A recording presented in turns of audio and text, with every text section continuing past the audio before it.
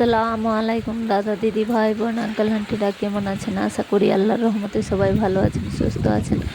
আলহামদুলিল্লাহ, আমি আমার পরিবারকে নিয়ে ভালো আছি। আপনাদের মাঝে আবারও একটি নতুন ব্লগ ভিডিও নিয়ে হাজির হলাম। ইনশাল্লাহ ভালো লাগবে, আর ভালো লাগলে লাইক দিয়ে ভিডিওটি ফুল ওয়াচ করার চেষ্টা করবেন। প্লিজ প্লিজ ব্লগ ভিডিও না, শুধু দৃষ্টির অনুভব করবেন। আর যারা আমার চ্যানেলে আজকে নতুন, তারা সাবস্ক্রাইব করে আমার পাশেই থেকে যেতে পারেন। আর 24 ঘন্টা পরে আমি ওর পরিবারে চলে যাব। আর যারা আমার পাশে আছো অলরেডি, তাদেরকে অসংখ্য অসংখ্য ধন্যবাদ। এই যে আজকে ভিডিও করা হয়নি, কারণ মন মানসিকতা একদম ভালো নয়, শরীর অনেক খারাপ হয়ে গেছে। কাজ তো করেছি, কাজ কি আর থামা থাকে? মানে আমার কেউ হেল্প করার নাই, আর আমার ছেলে মেয়ে আমার কাছে আছে। তো যারা দুটো বাচ্চা সামলাচ্ছে তারাই বেশি বুঝে যে বাচ্চা নিয়ে কত কষ্ট। তো অনেক কষ্ট করে আজকে ভিডিও করা হয়নি।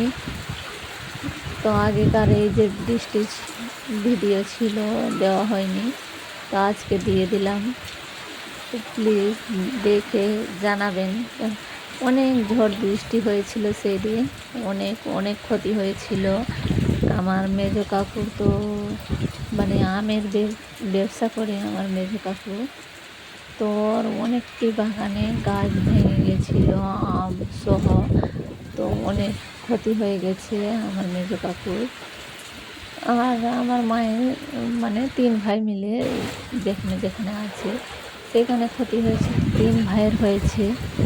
কিন্তু যেটা আমার মেজো কাকুর মানে নিজস্ব কেনা, মানে ব্যবসার জন্য, ওইটা তো ওর একার চলে গেল।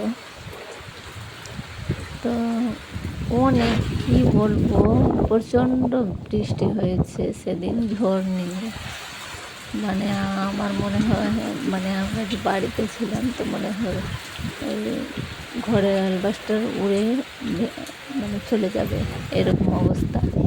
এত ভয় লাগছিল, কি আর বলবো। ভয়ও লাগছিল, আর ভয়ের মধ্যে ইয়ে করেছি। আর আমার কথা আজকে মানে আপনাদেরকে কিছু খারাপ লাগতে পারে, মানে কেমন কেমন। তো শরীর ভাল নয়, ওই জন্য কোথাও বলতে মানে একটু কষ্ট হচ্ছে। আর কি বলবো, এত ক্লান্তি হয়ে গেছে, খাটুনি অনেক বেশি হয়ে গেছে, তাই জন্য আর শরীর চলছে না। আর আমার দিদিদের সবার ভিডিও কন্টিনিউ দেখতে পাচ্ছি না, যার পাচ্ছি তো লাইক দিয়ে চালু করে কাজ করছি বা করছি, তো মনে কিছু করবেন না। আর যাদের ভিডিও দেখা হয়নি, তো তারা আমাকে ক্ষমা করে দিবেন।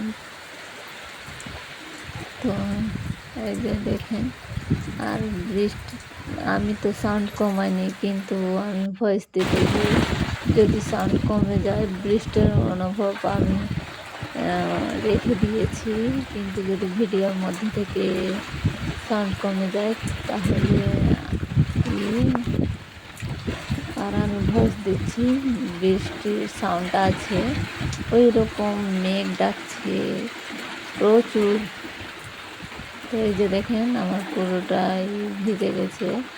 উনুনটাকে ঢেকে রেখেছি, ঘরের মধ্যেও অনেক জল ঢুকে গিয়েছিল ওইটা দিয়ে, কারণ দরজার সামনে দিয়ে তো জল যাচ্ছে, আর প্রচুর যেহেতু বৃষ্টি ছিল তো ঢুকে গিয়েছিল।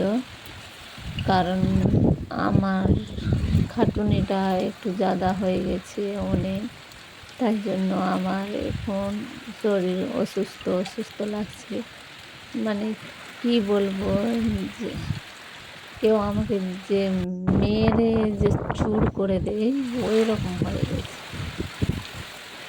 তো ওষুধ জিগারের বাবাকে আনতে বলেছি, তো জিগারের বাবা বলছে কি ব্যথার জন্য ওষুধ খেতে হবে না, মানে পুরো শরীরে ব্যথা, পুরো হাত পায়ে শুধু থাকলে কথা আলাদা। আর এই যে আমাকে নিচে থেকে উপরে জল তুলতে হচ্ছে, এইটা অনেক কষ্টকর হয়ে যাচ্ছে, অনেক কষ্ট হচ্ছে।